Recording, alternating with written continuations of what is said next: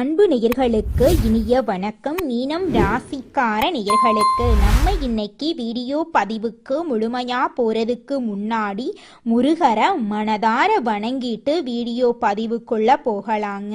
ஓ முருகா போற்றி, ஓ முருகா போற்றி, ஓ முருகா போற்றி, எனைக்காக்கும் முருகனே போற்றி. நல்லதே நடக்கும், நல்லது மட்டும்தான் நடக்கும். நம்மளோட மீனம் ராசிக்காரங்களை பொறுத்த வரைக்கும் ஆண்டவனே கண்கண்ட தெய்வம் அப்படின்னு வாழக்கூடியவங்களா இவங்க இருக்காங்க. இவங்க கற்பனை உலகத்துல வாழ்ந்துகிட்டு இருக்காங்க.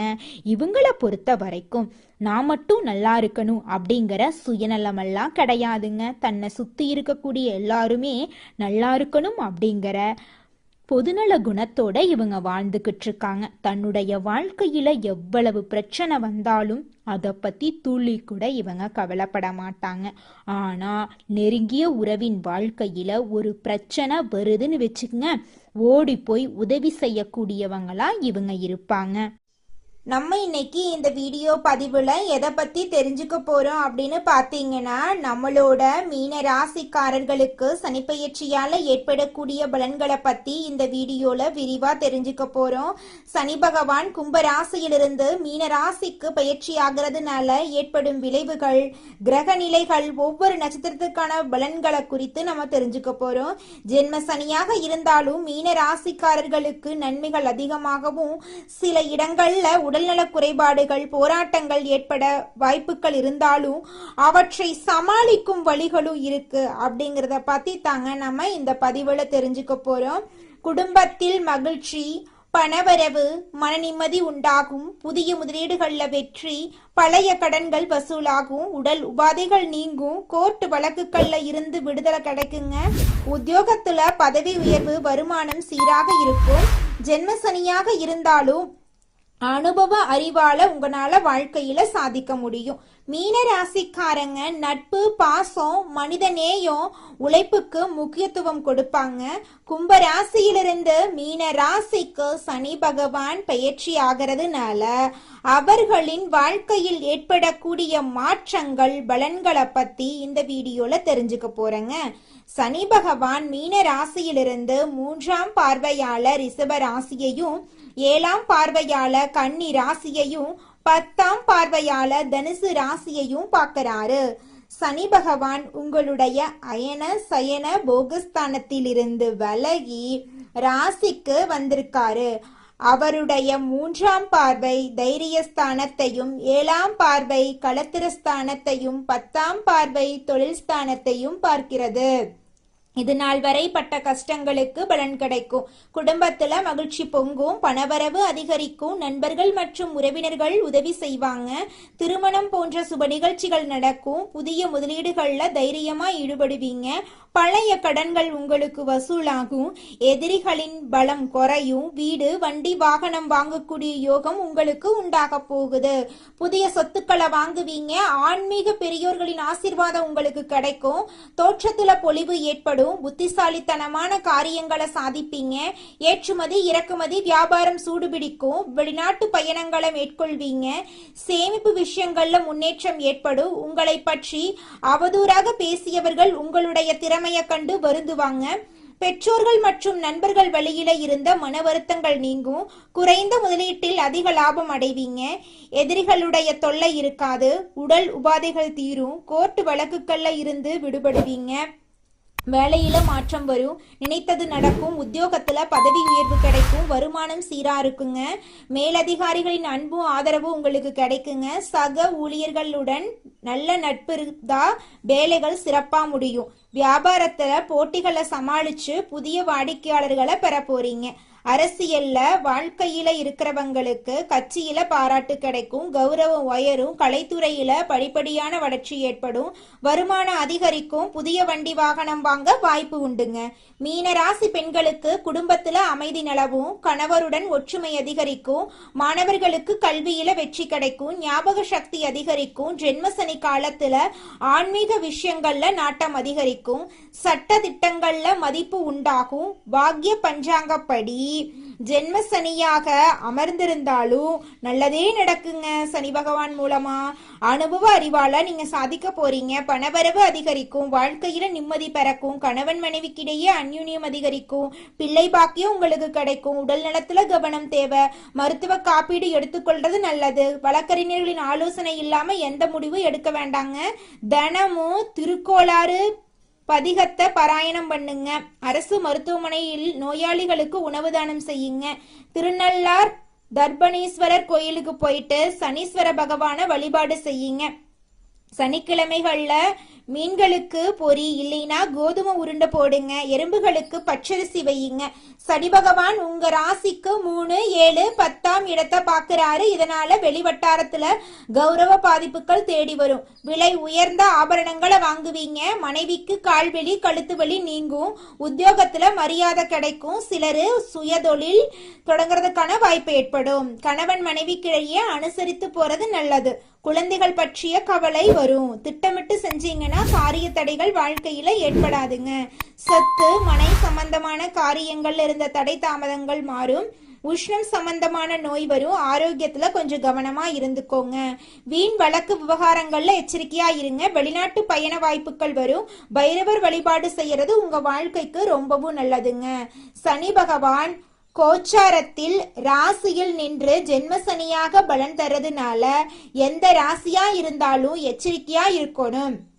ஜென்மசனி காலத்துல பண மோசடி அதிகமா வர வாய்ப்பு இருக்கு. அதனால பணம் கொடுக்கல் வாங்கல்ல கவனமா இருக்கணும். தந்தையின் வழியில இருக்கக்கூடிய உறவினர்களிடம் பேசும்போது கவனமா இருங்க. யாரையும் நம்பாம உங்களுடைய உழைப்ப நம்பி செயல்பட்டீங்கன்னா சனி பகவான் படிப்படியான உயர்வை உங்களுக்கு கொடுப்பாருங்க.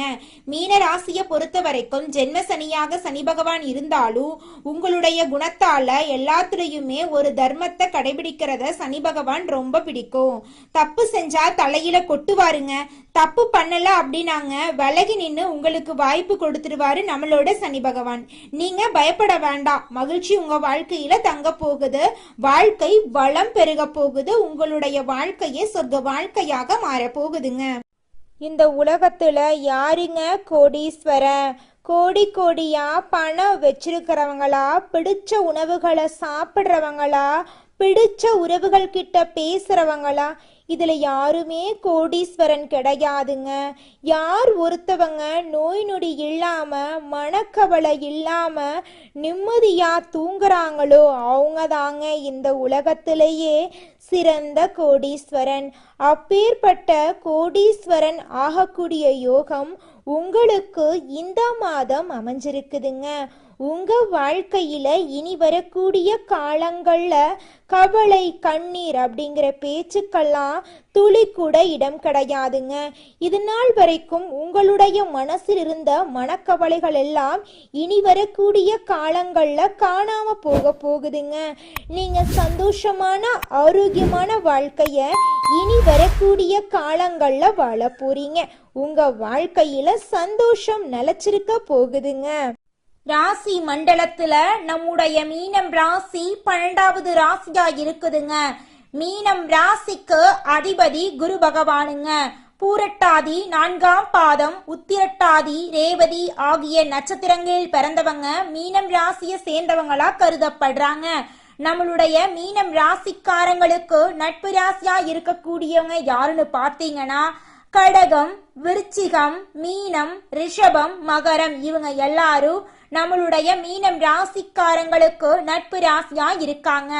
மீனம் ராசியில பிறந்தவங்க இயல்பாகவே இரக்க குணம் கொண்டவங்களா இருக்காங்க. இவங்களுடைய அழகான பேச்சால எதிரிகளை நண்பனாக்கக்கூடிய அளவுக்கு இவங்களுடைய பேச்சுக்கு திறமை இருக்குதுங்க. உண்மைக்கு புறம்பா எந்த காலத்திலையும் எந்த ஒரு செயலையும் இவங்க செய்ய மாட்டாங்க. அடுத்தவங்க செய்ய முடியாதுன்னு ஒதுக்கி வச்ச காரியத்தை கூட அழகா திட்டம் தீட்டி முயற்சி பண்ணி அந்த காரியத்துல வெற்றி அடையக்கூடியவங்களா இவங்க இருக்காங்க. அடுத்ததாக நம்முடைய மீனம் ராசியில் இருக்கக்கூடிய ஒவ்வொரு நட்சத்திரக்காரர்களுக்கும் இந்த மாதம் எப்படி அமைஞ்சிருக்குது அப்படின்னு பார்க்கலாங்க. நம்மளோட மீனம் ராசியில் இருக்கக்கூடிய முதலாவது நட்சத்திரம் பூரட்டாதி 4ஆம் பாதம். உங்களுக்கு இந்த மாதம் எப்படி அமைஞ்சிருக்குதுன்னு பார்க்கலாங்க. இந்த மாதம் சிலருக்கு புதிய பதவி, கூடுதல் பொறுப்புகள் கிடைக்கலாம். கடுமையாக உழைக்க வேண்டியிருக்கும். அலுவலகத்தில் அடுத்தவர்களால் திடீர் பிரச்சனை தலை தூக்கலாம். அதை கண்டு நீங்க அச்சப்படக்கூடாது. உங்களது கருத்துக்கு மாற்று கருத்து உண்டாகலாம். குடும்பத்தில் இருப்பவர்களின் செயல்கள் உங்கள் கோபத்தை தூண்டலாம். மிகவும் கவனமாக பேசுவதும் வாக்குவாதத்தை தவிர்ப்பதும் நன்மை தருங்க உங்க வாழ்க்கைக்கு. குடும்பத்துல சுபகாரியங்கள் இந்த மாதம் அடுக்கடுக்காக நடக்க போகுதுங்க. அடுத்ததாக நம்முடைய மீனம் ராசியில் இருக்கக்கூடிய நட்சத்திரம் உத்திரட்டாதி. உங்களுக்கு இந்த மாதம் எப்படி அமைஞ்சிருக்குதுன்னு பார்க்கலாங்க. உத்திரட்டாதி நட்சத்திரக்காரர்களே, உங்களுக்கு இந்த மாதம் அருமையா இருக்க போகுதுங்க. இந்த மாதம் திறமையான பேச்சின் மூலம் சாதகமான பலன்கள் கிடைக்கும். காரிய தடைகள் நீங்கும். மனசுல இருந்த சோர்வு நீங்கி உற்சாகம் உண்டாகும்.